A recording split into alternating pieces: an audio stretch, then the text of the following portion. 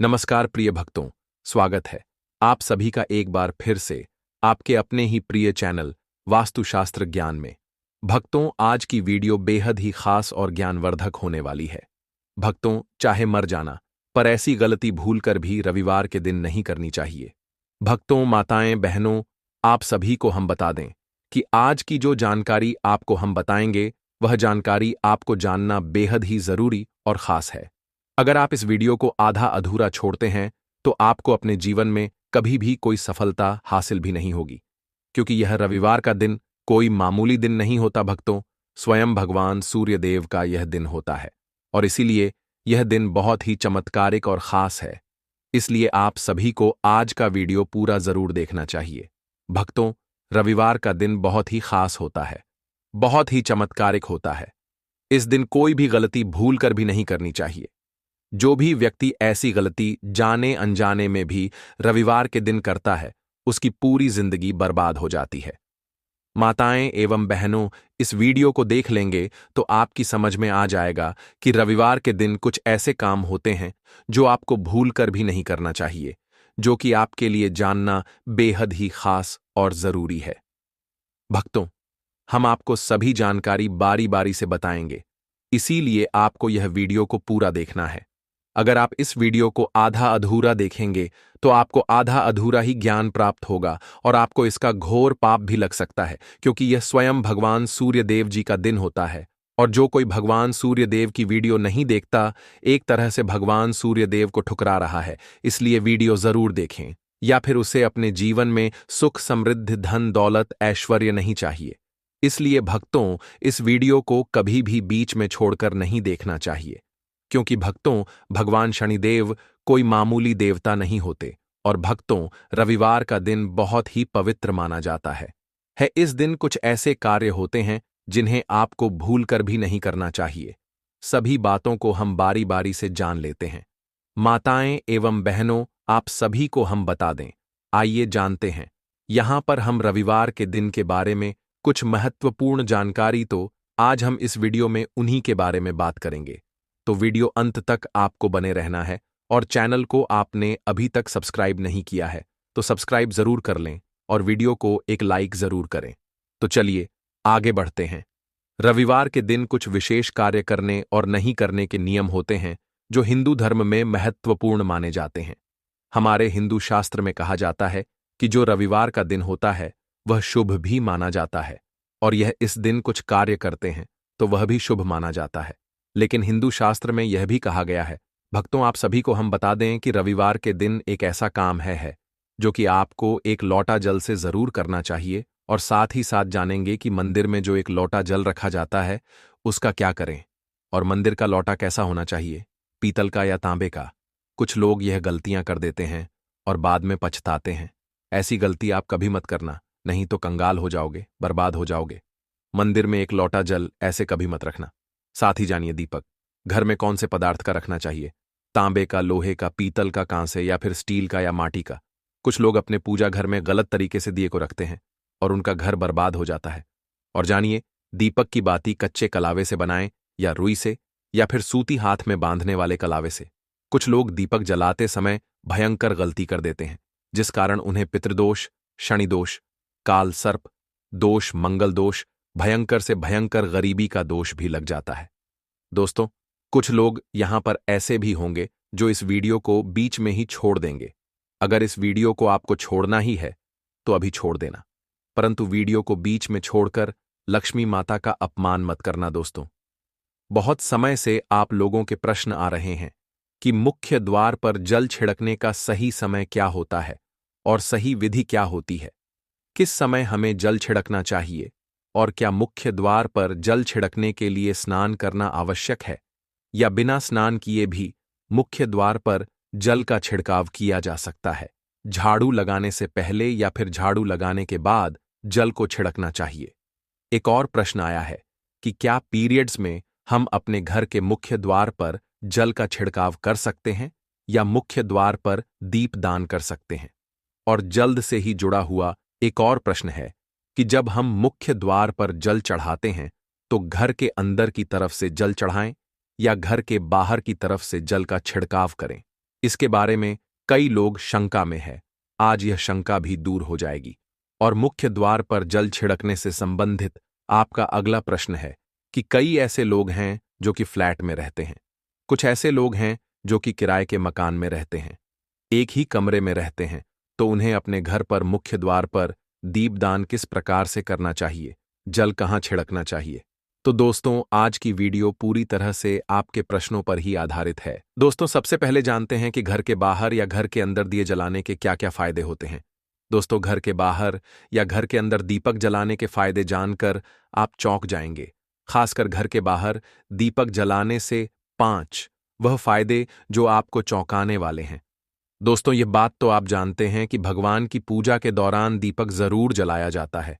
हिंदू धर्म में पूजा करते वक्त लोग देसी घी या सरसों के तेल का दीपक जरूर जलाते हैं तथा तिल के तेल का दीपक भी जलाते हैं। हालांकि पूजा के लिए भगवान के सामने दीप जलाना सिर्फ पूजा का एक तरीका ही नहीं है, बल्कि घर में दिया जलाना या घर के बाहर दिया जलाना कई तरह के फायदे मिलते हैं। दीपक जलाने से न सिर्फ कई शक्तियां जागृत होती हैं, बल्कि यह 5 बड़े फायदे भी मिलते हैं। तो चलिए जानते हैं दोस्तों। नंबर 1, पृथ्वी से अंधकार दूर होता है। घर में दीपक जलाने से घर का अंधकार तो दूर होता ही है, साथ ही नकारात्मक ऊर्जा को भी कोसों दूर रखती है। यहां पर दीपक जलता है तो वहां पर सकारात्मक ऊर्जा का वास होता है। जाहिर सी बात है, जब घर में सकारात्मक ऊर्जा होगी तो भगवान का भी वास होगा। इसीलिए घर में शाम होने से पहले, रात होने से पहले दीपक अवश्य जलाया जाता है, ताकि घर में कोई गलत नकारात्मक ऊर्जा प्रवेश न कर पाए। दोस्तों, तेल से जले दीपक का प्रभाव उसके बुझने के आधे घंटे बाद तक वातावरण में बना रहता है, जबकि शुद्ध देसी घी का दीपक बुझने के बाद करीब 4 घंटे तक वातावरण को सकारात्मक रखता है। दोस्तों, नंबर 2, दीपक जलाना न सिर्फ धार्मिक नजरिए से फायदेमंद है, बल्कि वैज्ञानिक दृष्टिकोण से भी यह फायदा पहुंचाता है।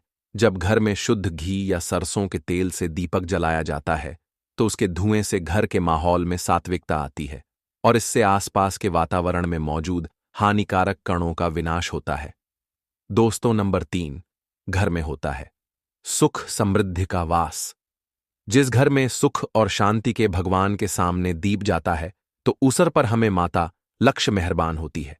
ऐसे घर में सुख समृद्धि का वास होता है।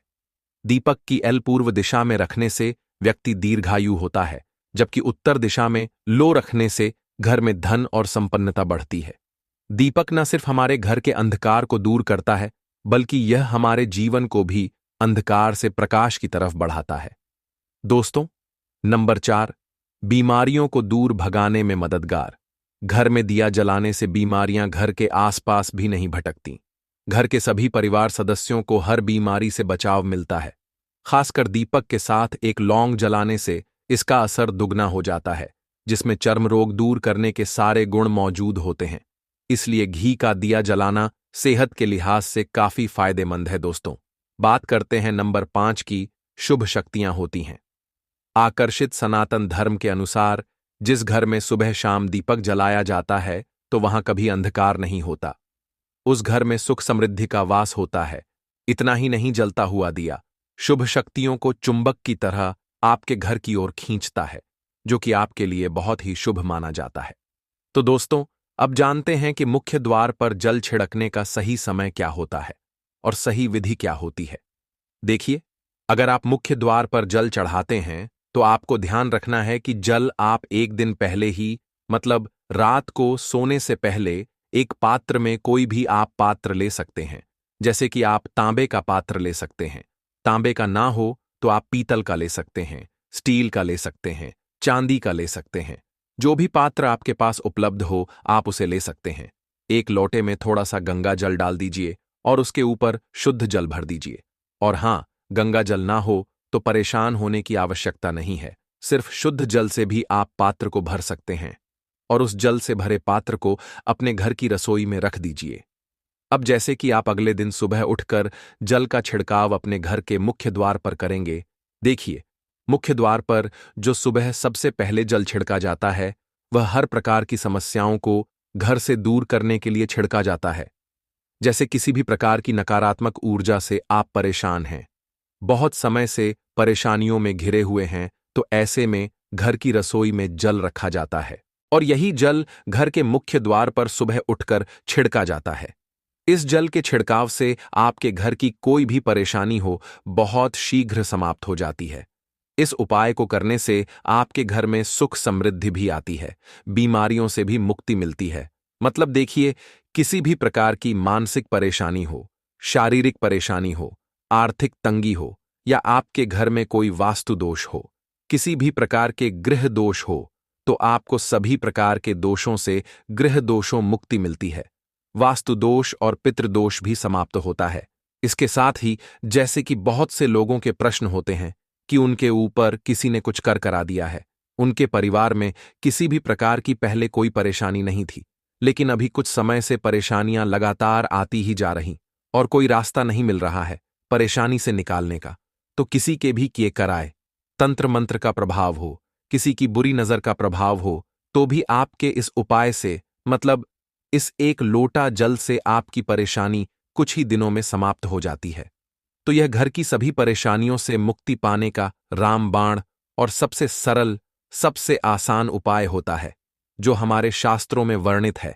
तो आप अपने घर की रसोई में एक लोटा जल रखें, रात में भरकर और प्रातःकाल जल्दी उठकर उसे जल्द से अपने घर के मुख्य द्वार पर छिड़काव कीजिए।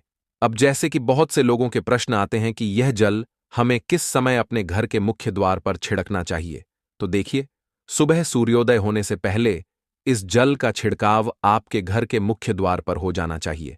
आप चाहे इसके बाद आप शुद्ध जल से, मतलब किसी भी दूसरे जल से अपने घर के मुख्य द्वार को धोते हैं तो कोई समस्या नहीं है, लेकिन इस जल का छिड़काव घर के मुख्य द्वार पर सूर्योदय होने से पहले हो जाना चाहिए। अब दोस्तों, आपका अगला प्रश्न है कि क्या हमें स्नान करके इस जल का छिड़काव अपने घर के मुख्य द्वार पर करना चाहिए या फिर बिना स्नान किए भी कर सकते हैं? देखिए, यह जो हम जल चढ़ाते हैं, मतलब यह एक उपाय होता है, तो इसे हम स्नान करने के बाद नहीं करते हैं।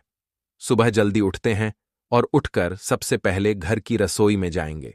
उसके बाद उस जल को लेकर आप घर के मुख्य द्वार पर जाएंगे। मुख्य द्वार खोलकर मैन गेट खोल दीजिए और उसके बाद मुख्य द्वार पर इसी जल का छिड़काव कर दीजिए और जल का छिड़काव करते समय अपने पितरों का ध्यान कीजिए, मां लक्ष्मी का ध्यान कीजिए, क्योंकि कहा जाता है कि सुबह सुबह मां लक्ष्मी प्रत्येक द्वार पर आती है, सबके द्वार पर आती है जिनके भी द्वार खुले होते हैं। जिनके घर में जल का छिड़काव मुख्य द्वार पर हुआ रहता है, उसके घर में प्रवेश कर जाती है। तो आप माता लक्ष्मी का अपने मन में ध्यान कीजिए और एक तरह से प्रार्थना कीजिए, हे मां लक्ष्मी, आप मेरे घर में प्रवेश करें, आपका स्वागत करने के लिए मैं तैयार हूं। और उसके बाद अपने पितरों का ध्यान कीजिए, क्योंकि जो हमारे घर की दहलीज होती है वहीं पर पितरों का वास माना जाता है। तो जब आप दहलीज पर जल के छींटे देते हैं तो आपके पितृ बहुत प्रसन्न हो जाते हैं और उनका आशीर्वाद भी आपको प्राप्त होता है। तो सुबह जो आप जल छिड़क हैं, इसके लिए स्नान करने की आवश्यकता नहीं है, बिना स्नान किए भी कर सकते। दोस्तों, वीडियो में आगे बढ़ने से पहले आपसे छोटा सा निवेदन है कि कमेंट बॉक्स में जय मां लक्ष्मी अवश्य लिखें। साथ ही हमारे चैनल को सब्सक्राइब करके बेल आइकॉन को भी क्लिक कर लें। तो दोस्तों, आपका अगला प्रश्न था कि मुख्य द्वार पर जल का छिड़काव सुबह झाड़ू लगा के बाद करना है या फिर झाड़ू लगाने से पहले भी जल का छिड़काव कर सकते हैं। तो देखिए, जैसे मैंने आपको पहले ही बताया था कि उठने के बाद सबसे पहला कार्य जो आपको करना है वह जल का छिड़काव ही करना है। उसके बाद आप झाड़ू लगा सकते हैं। लेकिन एक चीज का ध्यान रखिए, जब हम सोकर उठते हैं तो सबसे पहले बिस्तर पर बैठे हुए ही अपने दोनों हथेलियों को एक साथ देखना चाहिए और हथेलियों को देखते हुए मां लक्ष्मी का ध्यान करना चाहिए। कराग्रवस्थे लक्ष्मी कर, मध्य सरस्वती कर, मूल्य तू ब्रह्मा प्रभाते कर। दर्शन दोस्तों, इस मंत्र का उच्चारण आप चाहे तो कर सकते हैं, नहीं करते हैं तो भी कोई बात नहीं। उसके बाद दोनों हाथ जोड़कर सभी देवी देवताओं को प्रणाम किया जाता है और उसके बाद अपने हाथ से पृथ्वी का स्पर्श करते हैं, धरती को छूकर प्रणाम करते हैं 2 बार या 3 बार और उसके बाद अपना दाहिना पांव पृथ्वी पर रखते हैं। उसके बाद ही बाकी के जो सभी का कार्य होंगे वह उसके बाद ही किए जाएंगे। जल का छिड़काव आप उसके बाद ही करेंगे। मतलब सुबह उठने के बाद सबसे पहले हथेलियों के दर्शन, फिर धरती को प्रणाम कीजिए, फिर धरती पर पैर रखें और उसके बाद रसोई में जाकर आपको जल लेना है और घर का मुख्य द्वार खोलकर मुख्य द्वार पर जल का छिड़काव करना है। मां लक्ष्मी का और अपने पितरों का ध्यान करना है। उसके बाद आप अपने घर में आ जाएंगे और उसके बाद जो भी आपकी रूटीन वर्क होते हैं, मतलब झाड़ू लगाएंगे या फिर आप स्नान करेंगे, यह सभी कार्य उसके बाद किए जाएंगे। और अब जैसे कि कई लोगों के प्रश्न आते हैं कि जब हम जल का छिड़काव करते हैं तो क्या उसी समय घर के मुख्य द्वार पर झाड़ू लगाकर और पानी डालकर क्या मुख्य द्वार की अच्छे से सफाई कर सकते हैं? जी हां, बिल्कुल कर सकते हैं। पहले आप जो रसोई में रखा हुआ जल है उस जल का छिड़काव कर दीजिए। उसके बाद और भी पानी डालकर, मतलब अगर आपके पास जल और उपलब्ध है तो और जल लेकर और घर के मुख्य द्वार की अच्छी तरह से झाड़ू से या कैसे भी सफाई कर सकते हैं। और कई लोगों के प्रश्न आए हैं कि हम किसी फ्लैट में रहते हैं या फिर किसी ऐसे कमरे में रहते हैं, किराए के कमरे में हमारे पास एक ही कमरा है, तो हम जल का छिड़काव या फिर दीपदान कहां पर करें, किसे हम अपना मुख्य द्वार माने? देखिए, जो आपका अपना कमरा है या फिर जो फ्लैट है जहां पर आपका नेम प्लेट लगा हुआ है, आप उसी स्थान पर दीपदान करेंगे और उसी स्थान पर आपको जल का छिड़काव करना है। मतलब जहां पर अगर एक ही कमरे का मकान है तो आपके कमरे का दरवाजा है, वहीं पर आपको थोड़ा सा जल छिड़कना है और वहीं पर आप दीपदान भी करेंगे, जो कि मुख्य द्वार से जुड़े हुए उपाय होते हैं। वह आप अपने घर के, मतलब जो अपना कमरा है उसके बिल्कुल दरवाजे के पास ही करेंगे। और आपका अगला प्रश्न है कि क्या पीरियड में हम अपने घर के मुख्य द्वार पर जल का छिड़काव कर सकते हैं, दीपदान कर सकते हैं? तो देखिए, जल का छिड़काव करने के लिए पीरियड हो या ना हो, उससे कोई फर्क नहीं पड़ता, जल का छिड़काव कर सकते हैं। रही बात दीपदान की, तो दीपदान देखिए कार्मिक पूजा में आ जाता है और कार्मिक पूजा हम बिना शुद्ध हुए नहीं कर सकते हैं। मतलब पीरियड समाप्त होने के बाद ही आप कर सकते हैं। दोस्तों, बाकी जल का छिड़काव आप कभी भी कर सकते हैं, पीरियड्स में भी सकते हैं, कोई समस्या नहीं है। और अब आपका प्रश्न है कि क्या मंदिर में जो हम जल रखते हैं क्या वह रखना जरूरी है, और अगर हम रखते हैं तो उस जल का क्या करें? देखिए, मंदिर में जल रखना बहुत आवश्यक है। जल एक ऐसी चीज होती है जिसमें सभी प्रकार की जो एनर्जी होती है वह जल में समाहित हो जाती है। जो हम पूजा पाठ करते हैं, मंत्रों का जप करते हैं या वहां पर प्रार्थना करते हैं, जो भी हमारे अपने मन की कामना भी कहते हैं भगवान से, तो सभी चीजें उस जल में समाहित हो जाती हैं। इसलिए पूजा करने से पहले घर के मंदिर में एक लोटा जल रखा जाता है और उसके बाद दीपदान, मतलब एक दीपक प्रज्वलित कर दिया जाता है। यह अग्नि और जल का एक तरह से बैलेंस भी हो जाता है और इसलिए शास्त्रों के अनुसार घर के मंदिर में एक लोटा जल हमेशा होना चाहिए और दीपक भी प्रज्वलित करना चाहिए। तो अब इस जल का करना क्या चाहिए? देखिए, जब हम जल रखते हैं सुबह की पूजा में रखते हैं, मतलब सुबह जो हम पूजा करते हैं, प्रातःकालीन पूजा, उस समय जल रखा जाता है और वह जल्द हम अगले दिन उठाते हैं। मतलब जब आप अगले दिन पूजा करने जाते हैं तो सबसे पहले तो उस जल का प्रयोग सुन लीजिए। आप अपने घर के सारे कमरों में, मतलब पूरे घर में उस जल का छिड़काव करते हैं, तो इससे आपके घर शुद्ध हो जाता है, क्योंकि वह बहुत ही पॉजिटिव एनर्जी से भरा हुआ जल होता है। इससे कई बीमारी भी दूर हो जाती है। उस जल का छिड़काव करने से किसी भी प्रकार की नकारात्मक ऊर्जा का प्रवेश आपके घर में नहीं होता, किसी भी प्रकार की परेशानी आपके घर में हो। अगर आप नियमित तौर पर उस जल का छिड़काव करें अपने घर में, तो निश्चित ही आप परेशानियों से मुक्ति पा जाते हैं। कई बार होता है न कि आप लोगों के प्रश्न आते हैं कि दवाई तो हम कर रहे हैं, लेकिन दवाई हमें लगता ही नहीं है, दवाई का कोई प्रभाव ही देखने को नहीं मिलता। तो ऐसे में अगर दवाई के साथ साथ उस जल को पीने के लिए रोगी को दिया जाए, यानी मेडिसिन इसी पानी से अगर खाई जाए, तो बहुत अच्छी दवाइयां काम करने लग जाती है। और जैसे कि परिवार में अगर बहुत अधिक क्लेश रहता है, हमेशा आपस में हर बात पर मतभेद होता है, तो परिवार के सभी सदस्य इस जल में से अगर थोड़ा थोड़ा पीते हैं तो धीरे धीरे विचारों में परिवर्तन आने लग जाता है। सकारात्मक विचार सभी के होने लग जाते हैं और आपस में समन्वय होने लग जाता है। घर से कलह, क्लेश और मतभेद हमेशा के लिए समाप्त हो जाते हैं। और मंदिर में रखे हुए जल का अगला उपाय क्या है? देखिए, अगर आप कोई दुकान करते, कोई व्यापारिक स्थल है आपका तो प्रतिदिन इसी जल में से थोड़ा सा जल ले जाकर दुकान पर व्यापारिक स्थल पर छिड़काव कीजिए। इससे आपका दुकान, आपका काम बहुत अच्छा चलता है। मतलब किसी भी प्रकार की परेशानी आपके व्यापारिक स्थल पर नहीं आती है, क्योंकि जैसा मैंने आपको बताया, ये जो जल होता है बहुत पावरफुल होता है, बहुत पॉजिटिव होता है। मंदिर में रखा एक लोटा जल पावरफुल और पॉजिटिव से भरा क्यों होता है?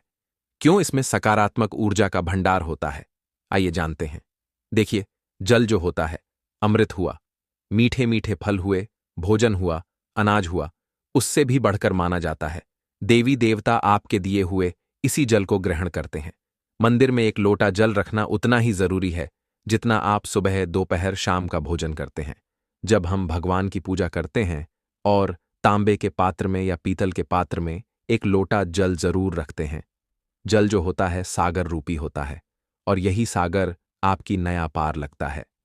मंदिर में एक लोटा जल रखने का कारण एक और यह होता है कि जो लोग भगवान को रोजाना भोजन नहीं करा सकते, तो वह मंदिर में एक लोटा जल रखते हैं ताकि भगवान इसे ग्रहण करें, और यह जरूपी प्रसाद इसके अगले दिन, यह सुबह के समय आप प्रसाद समझकर ग्रहण करें। लेकिन याद रहे, मंदिर में रखा लोटा जल कभी भी तुलसी में अर्पित नहीं करना चाहिए उसके, क्योंकि यह जल सभी देवी देवता ग्रहण करते हैं, तो इसीलिए तुलसी में डालना वर्जित है।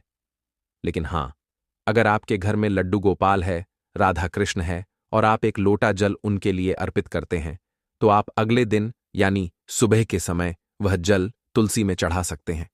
मंदिर में जो एक लोटा जल रखा होता है, उसके अगले दिन यानी सुबह के समय आप इस जल्द से अपनी आंखें जरूर धोया करें। इससे आंखों में रोशनी बढ़ती है और आंखों में जितनी भी बीमारी आ जाती है वह दूर होती है। शास्त्रों के अनुसार जो लोग मंदिर में एक लोटा जल भरकर नहीं रखते, तो उनके घर में अकाल पड़ जाता है, घर कंगाल हो जाता है, बर्बाद हो जाता है, परिवार में मुसीबतें आ जाती हैं और गरीबी का आगमन हो जाता है। आप चाहे तो एक लोटा जल में पुष्प आदि डालकर रख सकते हैं, बहुत ही शुभ माना जाता है। मंदिर में जो जल रखा जाता है उससे हम और क्या क्या कर सकते हैं, आइए जानते हैं। तो इस जल का छिड़काव करने से बहुत सारी परेशानियां खत्म हो जाती हैं। जैसे अगर आपके दुकान पर किसी की नजर लगी है, बहुत से लोगों के प्रश्न आते हैं कि हमारे काम को किसी ने बांध दिया है, मतलब किसी की बुरी नजर ऐसी लग गई है कि पहले तो दुकान बहुत अच्छी चलती थी, अब नहीं चल रही है, तो आप इस उपाय को कर सकते हैं। निश्चित ही बहुत जल्द ही आपको परेशानियों से मुक्ति मिल जाती है, और दिन दुगुनी रात चौगुनी आपके व्यापार में तरक्की होती है। और हां, मंदिर में रखे हुए जल को आप अपने घर की रसोई में खाना बनाने में, पीने में भी प्रयोग कर सकते हैं। लेकिन खाना बनाने में प्रयोग तभी कीजिए जबकि आपके घर में बिल्कुल सात्विक भोजन बनता हो, मतलब लहसुन प्याज अगर आपके घर में बनता हो तो खाना बनाने में इस जल का प्रयोग नहीं किया जा सकता है। फिर आप इस जल को थोड़ा थोड़ा परिवार के सदस्य मिलकर ग्रहण कर सकते हैं, और बचे हुए जल को आप अपने घर में पौधों में डाल सकते हैं। तो देखिए, ऐसा नहीं है कि मंदिर पर रखा हुआ जल बेकार होता है, किसी काम का नहीं होता है। बहुत सारे उपयोग इस जल के होते हैं। अगर हम सही तरीके से प्रयोग करें तो अपने जीवन की बहुत सारी परेशानियों का समाधान मात्र इस एक लोटा जल से हम कर सकते हैं। तो ध्यान रखिए कि मंत्रों से अभिमंत्रित जल बहुत महत्वपूर्ण होता है, बहुत शक्तिशाली होता है, और हमारे घर के मंदिर पर रखा हुआ जल देवताओं का आशीर्वाद होता है, क्योंकि पूरे समय वह देवताओं के पास होता है। देवी देवता वहां पर रहते हैं, तो उस जल में हर प्रकार की शक्ति समाहित होती है, जो कि सकारात्मक शक्तियां होती हैं। और इस जल का प्रयोग अगर हम सही तरीके से करते हैं, मतलब उसको पीने में करते हैं, खाना बनाने में करते हैं, घर में जल का छिड़काव करने में करते हैं, तो इससे हमारी समस्याओं का समाधान होता है। और अगर कोई भी कार्य नियमित तौर पर, मतलब प्रतिदिन किया जाता है, तो उसका हमें लाभ प्राप्त होता है। कभी कभी करेंगे तो निश्चित ही आपको उतना लाभ दिखाई नहीं देगा, लेकिन अगर आप नियम बना लेंगे कि हर रोज उसी जल्द से घर में छिड़काव करना है, घर में प्रत्येक व्यक्ति को थोड़ा थोड़ा पीने के लिए देना है, बचे हुए जल को पौधों में डाल दीजिए, दुकान पर छिड़क दीजिए, अपने घर के व्यापारिक स्थल पर छिड़काव कीजिए। भले ही मर जाना, लेकिन सूर्य भगवान को इस तरह से जल कभी मत चढ़ाना, वरना हो जाओगे बर्बाद, लेने के पड़ जाएंगे। देने दोस्तों, गुरुजी कहते हैं कि कई लोग सुबह सुबह उठकर सूर्यदेव को जल जरूर चढ़ाते हैं, लेकिन कई लोगों को सूर्यदेव को जल चढ़ाने की सही विधि और नियम नहीं पता होता और आप लोग गलत तरीके से सूर्य भगवान को जल चढ़ा देते हो, जिससे कि सूर्य भगवान को जल चढ़ाने या ना चढ़ाने का कोई मतलब नहीं होता है, जिससे कि उनका सूर्य खराब स्थिति में चला जाता है और कई प्रकार की मुसीबत का सामना भी करना पड़ सकता है। तो दोस्तों, आज के इस वीडियो में हम आपको बताएंगे कि सूर्य भगवान को जल देने की सही विधि और नियम क्या होता है। इसी के साथ हम जानेंगे कि सूर्य भगवान को जल चढ़ाते समय किन बातों का विशेष ध्यान रखना चाहिए, जिससे कि हमारे जीवन में किसी प्रकार की कोई परेशानी ना आए। इसी के साथ हम आपको बताएंगे कि सूर्य भगवान को जल देने वाले लोटे में कौन सी चीज डालकर जल चढ़ाना चाहिए, जिससे कि आपकी जो मनोकामना हो वह पूर्ण हो जाए और आपके जीवन में धन दौलत की कमी ना हो। दोस्तों, आप लोगों से हाथ जोड़कर रिक्वेस्ट है कि इस वीडियो को शुरू से लेकर अंत तक जरूर देखिएगा और हमारे चैनल को सब्सक्राइब करके वीडियो को लाइक जरूर कर लेना और कमेंट बॉक्स अपने प्यारे हाथों से कमेंट जरूर कर दीजिएगा। दोस्तों, गुरुजी कहते हैं कि सूर्य देवता आत्मा के कारक माने जाते हैं। जब सूर्य अच्छी स्थिति में होता है तो हमारे आत्मविश्वास में वृद्धि होती है। पिता से हमारे संबंध अच्छे होते हैं। पिता का स्वास्थ्य अच्छा होता है। पिता का पूर्ण सुख हमें प्राप्त होता है। धन संतान प्राप्ति में कोई बाधा नहीं आती है। संतान की प्राप्ति होती है। दोस्तों, गुरुजी यह भी कहते हैं कि जब सूर्य हमारी कुंडली में होता है तो सूर्य की तरह हमारा भाग्य भी चमकता है। हमारा भाग्य 7वें आसमान पर पहुंच जाता है और हमें करोड़पति बनने से कोई नहीं रोक सकता है। दोस्तों, सूर्य के शुभ होने से हमारे जीवन में बाधाएं नहीं आती हैं, परेशानियां बहुत कम आती हैं। अगर आपकी जन्म कुंडली में बहुत सारे राज्य योग भी लगे हो और सूर्य देव कमजोर स्थिति में हो तो किसी भी राज्य योग का आपको कोई फल प्राप्त नहीं होता है। लेकिन सिर्फ सूर्य देव भी मजबूत स्थिति में हो तो कितने भी दुर्भाग्य आपकी जन्म कुंडली में लगे हो, मात्र सूर्य देव की कृपा से आपको राज्य योग की प्राप्ति होती है। सभी प्रकार की सुखों की प्राप्ति हो जाती है। धन संतान मान सम्मान नौकरी शासन प्रशासन से आपको लाभ प्राप्त होता है। मतलब आप अपने जीवन में जो भी कामना रखते हैं, जो भी आपके इच्छाएं होती हैं, वह मात्र सूर्यदेव की कृपा से पूर्ण हो जाती है। दोस्तों, सूर्य का हमारे जन्म कुंडली में अच्छा होना बहुत ही आवश्यक होता है। लेकिन अगर हमारी जन्म कुंडली में किसी भी प्रकार से सूर्य कमजोर है तो हमें उनको प्रसन्न करने का, उनको शुभ बनाने का, मजबूत बनाने का उपाय जरूर करना चाहिए और बहुत ही आसान उपाय होते हैं सूर्यदेव को मनाने का और मजबूत करने का। तो दोस्तों, आज के इस वीडियो में हम आपको बताने वाले हैं ऐसे ही कुछ बहुत अचूक आसन और चमत्कारी उपाय के बारे में, जो अगर आप करते हैं रविवार के दिन या फिर किसी भी दिन नियमित अपने दिनचर्या में शामिल कर लेते हैं तो शीघ्र ही आपके जीवन में सभी प्रकार के सुखों की प्राप्ति होगी। सभी प्रकार की शुभ कामनाएं, चाहे वह धन से संबंधित हो, संतान से संबंधित हो, व्यापार या शिक्षा से संबंधित हो या आत्मसम्मान आपको चाहिए, समाज में मान प्रतिष्ठा चाहिए, सभी प्रकार के सुखों की प्राप्ति इन उपाय के द्वारा आपको हो जाती है। क्योंकि सूर्य जब मजबूत होते हैं तो दुनिया की हर वह चीज हासिल हो जाती है। इसी के साथ हम आपको सूर्य देव की स्थिति को मजबूत करने का उपाय भी बताएंगे। तो आप लोग अपने फायदे के लिए वीडियो को अंत तक जरूर देखिएगा। और हां दोस्तों, आप लोग वीडियो देख लेते हो लेकिन वीडियो को लाइक और चैनल को सब्सक्राइब नहीं करते हो। कर दो यार, केवल एक क्लिक ही तो करना है। इससे हमें मोटिवेशन मिलता है, जिससे कि हम आप लोगों के लिए और अच्छे अच्छे वीडियो बना पाते हैं। तो चलिए दोस्तों, अब हम बात करते हैं उन उपायों के बारे में। दोस्तों, कहा जाता है कि रविवार का दिन भगवान सूर्यदेव को ही समर्पित होता है। रविवार के दिन भगवान सूर्यदेव की पूजा करना बहुत ही अधिक लाभदायक होता है। वैसे तो हमें प्रतिदिन ही सूर्यदेव की पूजा करनी चाहिए, लेकिन रविवार के दिन विशेष रूप से भगवान सूर्यदेव की पूजा कर लेनी चाहिए। तो आपको बता दें कि एक तांबे का पात्र लेना है। उस तांबे के पात्र में आपको जल भरकर भगवान सूर्यदेव को हर रविवार को अर्पित करना है।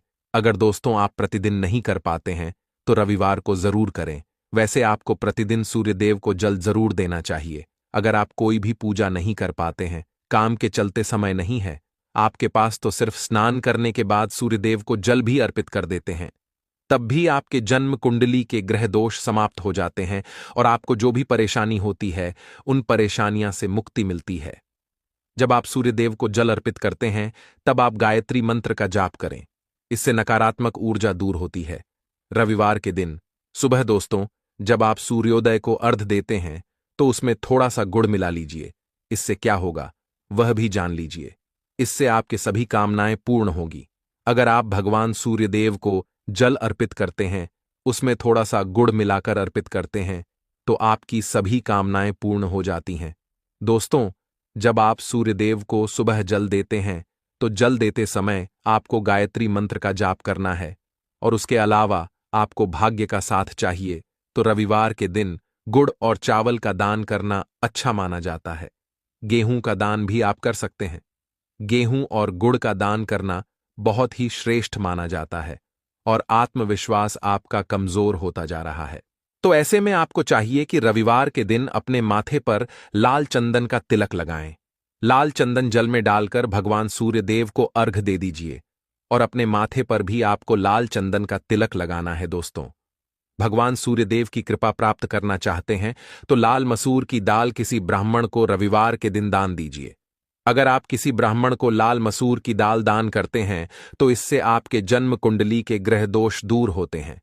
आपको बहुत ही शीघ्र लाभ हो जाता है। गृह दोष से मुक्ति मिल जाती है। रविवार के दिन गुड़ खाकर किसी काम पर निकलना चाहिए। जैसे प्रातः कल आप थोड़ा सा गुड़ खा लेते हैं तो इससे सूर्यदेव बलवान हो जाते हैं, और गुड़ और चावल से बनी हुई खीर अगर आप सूर्यदेव को चढ़ाते हैं तो इससे दिन भी बहुत अच्छा हो जाता है। भगवान सूर्यदेव को अर्पित करने के बाद आप यह खीर प्रसाद स्वरूप स्वयं भी खा सकते हैं। इससे आपकी तरक्की होती है। जीवन में आपको सफलता की प्राप्ति होती है। व्यापार हो, नौकरी हो, हर जगह आपको तरक्की मिलती है। दोस्तों, कमेंट बॉक्स में सूर्य भगवान जरूर लिखें। दोस्तों, सूर्यदेव के लिए एक लाइक तो बनता है। चलिए दोस्तों, अब आगे बढ़ते हैं। अगर किसी जातक की कुंडली में सूर्य ग्रह कमजोर है तो उसे रविवार के दिन सूर्यदेव की पूजा विशेष रूप से करनी चाहिए। सूर्यदेव की कृपा पाने के लिए जातक को शुक्ल पक्ष के दिन किसी भी नदी में चावल और गुड़ को प्रवाहित करना चाहिए। दोस्तों, यदि अगर आपके घर में कोई बीमार है तो वह सूर्यदेव को तांबे के पात्र में रोली और लाल फूल डालकर अर्पित करें। लाल फूल आप कोई भी ले सकते हैं। गुलाब का, गुड़हल का, जो भी लाल पुष्प उपलब्ध हो उसको तांबे के पात्र में डालकर थोड़ी सी रोली या लाल चंदन डाल सकते हैं। ऐसा करने से सूर्य ग्रह अच्छी स्थिति में हो जाता है, तो आप में विश्वास बढ़ता है। सूर्यदेव आत्मा के कारक है, और जब हमारा आत्मविश्वास बढ़ता है, रोग से मुक्ति मिलती है, नकारात्मक शक्तियों से छुटकारा मिल जाता है। दोस्तों, आपके मान सम्मान में कोई भी कमी ना हो। जैसे हमने शुरू में ही कहा था, यदि आपको संतान चाहिए, मान सम्मान चाहिए, आत्मविश्वास चाहिए, शिक्षा में सफलता चाहिए, नौकरी में सफलता चाहिए, सरकारी नौकरी चाहिए, जीवन में आपकी कोई भी समस्या हो, उस समस्या से मुक्ति पाने के लिए आपका आत्मविश्वास बलवान होना बहुत ही आवश्यक होता है। दोस्तों, अगर आपके अंदर आत्मविश्वास होगा तो आप किसी भी समस्या से मुक्ति पा लेंगे, और आत्मविश्वास की प्राप्ति तभी होती है जब सूर्य हमारी जन्म कुंडली में अच्छे स्थिति में होते हैं। एक बहुत ही अचूक उपाय हम आपको बताने वाले हैं। यह आप जरूर कीजिए कि आप सूर्य देव को प्रतिदिन जल चढ़ाएं। उस समय अपना मुख पूर्व दिशा की ओर करके चढ़ाएं। सूर्यदेव को जल अर्पित करने से पहले लौटे में अक्षत, रोली, फूल इत्यादि डाल दें। उसके बाद सूर्य भगवान को जल चढ़ाएं। दोस्तों, सूर्य को जल देते समय आदित्य नम ओम सूर्याय नमः मंत्र या उघृण सूर्याय नमः मंत्र का जाप करें। सूर्यदेव को जल चढ़ाने के बाद जो जल जमीन पर गिरता है उसे लेकर अपने मस्तक पर लगा लें। कहा जाता है कि ऐसा करने से सूर्यदेव आपकी सारी इच्छाएं पूरी करेंगे। अगर आपका सूर्य कमजोर है तो नियमित रूप से सूर्यदेव को जल दें। ऐसा करने से काफी लाभ मिलेगा। वास्तु के अनुसार सूर्यदेव को जल चढ़ाने के लिए हमेशा तांबे के लोटे का ही इस्तेमाल करना चाहिए। इस बात का खास ध्यान रखें कि जल हमेशा सूर्य उदय के दौरान ही चढ़ाएं, क्योंकि इस समय जल अर्पित करना काफी लाभदायक माना जाता है। लाल फूल भी सूर्यदेव को अर्पित करना शुभ मान जाता है। और दिन दुगुनी रात चौगुनी आपके व्यापार में तरक्की होती है। और हां, मंदिर में रखे हुए जल को आप अपने घर की रसोई में खाना बनाने में, पीने में भी प्रयोग कर सकते हैं। लेकिन खाना बनाने में प्रयोग तभी कीजिए जबकि आपके घर में बिल्कुल सात्विक भोजन बनता हो। मतलब लहसुन प्याज अगर आपके घर में बनता हो तो खाना बनाने में इस जल का प्रयोग नहीं किया जा सकता है। फिर आप इस जल को थोड़ा थोड़ा परिवार के सदस्य मिलकर ग्रहण कर सकते हैं और बचे हुए जल को आप अपने घर में पौधों में डाल सकते हैं। तो देखिए, ऐसा नहीं है कि मंदिर पर रखा हुआ जल बेकार होता है, किसी काम का नहीं होता है। बहुत सारे उपयोग इस जल के होते हैं। अगर हम सही तरीके से प्रयोग करें तो अपने जीवन की बहुत सारी परेशानियों का समाधान मात्र इस एक लौटा जल से हम कर सकते हैं। तो ध्यान रखिए कि मंत्रों से अभिमंत्रित जल बहुत महत्वपूर्ण होता है, बहुत शक्तिशाली होता है और हमारे घर के मंदिर पर रखा हुआ जल देवताओं का आशीर्वाद होता है, क्योंकि पूरे समय वह देवताओं के पास होता है। देवी देवता वहां पर रहते हैं, तो उस जल में हर प्रकार की शक्ति समाहित होती है, जो कि सकारात्मक शक्तियां होती हैं। और इस जल का प्रयोग अगर हम सही तरीके से करते हैं, मतलब उसको पीने में करते हैं, खाना बनाने में करते हैं, घर में जल का छिड़काव करने में करते हैं,